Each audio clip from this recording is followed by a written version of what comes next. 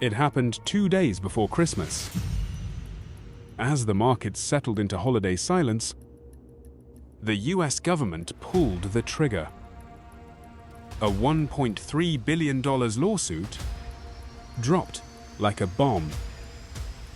And it wasn't just aimed at anyone. The target was Ripple, a name etched deep into the crypto world. A challenger to the old system. Then, in a final act of irony, Jay Clayton, chairman of the SEC, resigned the very next day. This wasn't justice. This was chess. This is not just a case file. This is a war story. One that pits innovation against regulation. A battle that will decide who gets to shape the future of finance. This is how Ripple became crypto's first sacrifice. Ripple Labs, founded in 2012, a vision to replace the ancient SWIFT system with something faster, cheaper, borderless. XRP wasn't just a token, it was fuel for a machine that could change everything. By 2017, XRP wasn't just climbing, it was exploding. From under a cent to over $3, a 1,000-fold rise. And that caught more than just investors' attention, it caught regulators. For years, Ripple operated in a legal gray zone. The SEC watched, but stayed quiet until 2020. The pandemic year, the year of DeFi, the year of change. And then, just hours before leaving office, Jay Clayton made his final move. He sued Ripple, personally named the 2 top execs, and walked away. They alleged Ripple had sold XRP as an unregistered security for years. Over $1.3 billion in what they called illegal securities offerings. The 2 top executives, Brad Garlinghouse and Chris Larson, weren't handcuffed. But the treatment, the headlines, the framing made them look like criminals. Guilty until proven innocent. The news spread like wildfire. Coinbase halted XRP trading. Bitstamp followed. Investors ran for the exits. What had soared just days before was now crashing. XRP holders were stuck, accounts frozen, exchanges delisted. All for holding a coin. That hadn't changed. The only thing that changed was perception. Ripple's reputation took a hit, but so did the SEC's. Some called it a hit job, others a necessary stand. The media picked sides. So did the industry. Some tokens distanced themselves, others rallied behind Ripple. What was once a united front was now a battlefield. And as the trial dragged on, the stakes got higher. Because if Ripple lost, it wouldn't just be XRP on trial, it would be crypto itself. A precedent that every token was a security, that innovation had to ask for permission. And if Ripple won, it would mean the SEC had overstepped, that regulators could be wrong. So every hearing, every filing, became front-page news. This wasn't just Ripple's fight anymore. It was a fight for clarity, for fairness, for the future. 2 years before the lawsuit, a speech was given. One that would echo through the crypto halls like a whisper before a storm.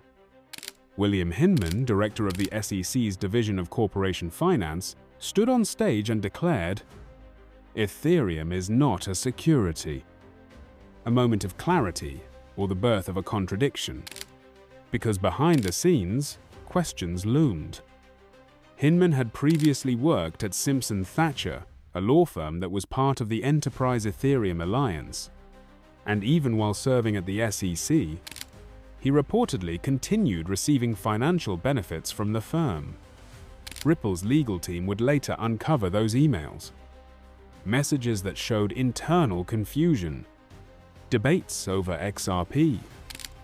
Warnings that regulatory guidance was unclear, even among SEC insiders. But Hinman's speech had already done its damage. Ethereum was given a regulatory green light, while Ripple and XRP were left in limbo. Some called it hypocrisy. Others called it something darker: regulatory capture. This wasn't just about Ripple. It was about precedent, fairness, selective enforcement.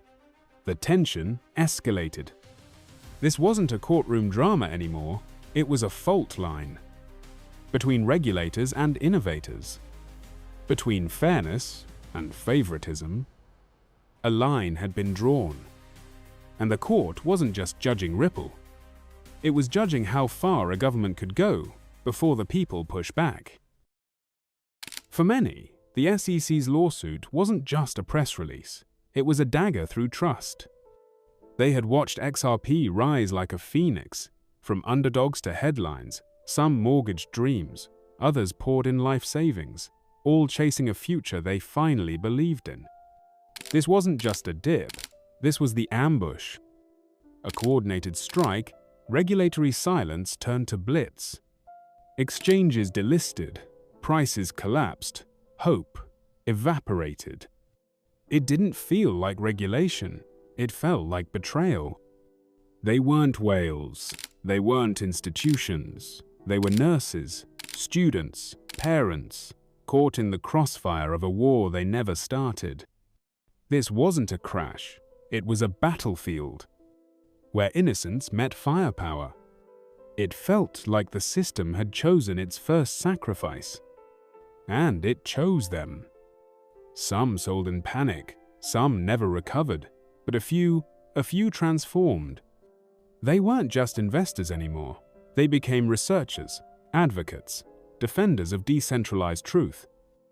They fought not just for XRP, but for every asset labeled risky before the rules were ever written, for every voice drowned out by legal fog, for everyone told, "You should have known better." They weren't supposed to fight back, but they did. And from the rubble of delisting and ridicule, they rose. Not just stronger, but louder, wiser, focused. To this day, the final verdict still hangs in the air. No closure, no resolution, just a question mark suspended over the future of crypto. But maybe that's what makes this story different. It's still being written. Because for many, the closing arguments may not just be legal. They are personal. Years of waiting, watching, wondering, hoping for a conclusion that matches the scale of the war that was fought, and believing still that justice will find its way. If this is your first time hearing about Ripple's story, there's so much more to uncover. Click on the videos on screen to learn about the origins of XRP, the technology, the players, and the prophecy. And for the ones who've followed since the beginning, stay sharp. Because the next chapter isn't just a sequel, it's a reckoning. One name still haunts the blockchain, and his story is next.